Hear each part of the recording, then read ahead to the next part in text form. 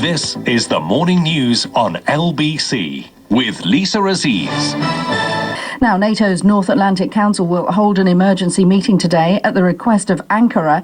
The council will discuss the precarious situation in Iraq, Syria and Turkey. It follows recent attacks in Turkey and the country's new anti-terror offensive, described by the US as being a game-changer in the fight against the Islamic State group. Joining us now, James Marlow, a Middle East analyst. Morning to you, James. Good morning, Lisa. What can we expect then to see happen at this meeting, and what will Ankara in particular be looking for? Well, what's going to happen at the meeting is that Turkey is looking for help from the rest of NATO members. The reason that they're looking for some help is they've kind of opened a little bit of a Pandora's box. After more than perhaps a year of refusal to the American military, Turkey has now allowed US forces to use bases in its country to attack ISIS positions in northern Syria, after the Turkish Air Force started to hit ISIS positions on Saturday and have been doing for the last few nights. But at the same time, the Turkish air militaries have also hit Kurdish positions perhaps twice as hard in the north of Syria and also the north of Iraq.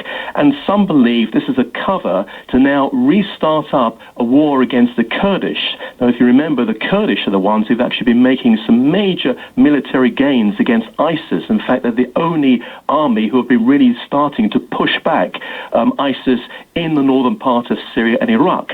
Now, this has opened up a little bit of fear inside of Turkey, because now Turkey, or at least the Turkish people inside of Turkey, are concerned not just attacks from ISIS now, but also Kurdish people inside of Turkey itself. For a long while, James, there was this reluctance by Turkey, wasn't there, to get involved against IS. Do you think they're now perhaps regretting abandoning that position?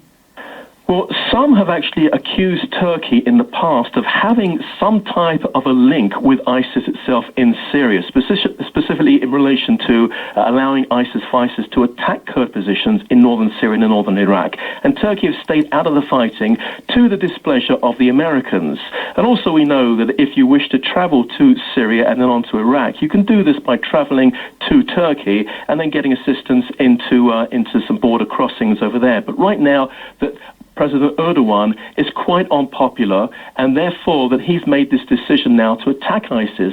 But as I said, the real concern is that they're attacking Kurd positions in the north, and as a result, because there are some estimate around 20 million Kurds living inside of Turkey. In fact, the Kurds put it at around 25. There is a great deal of fear.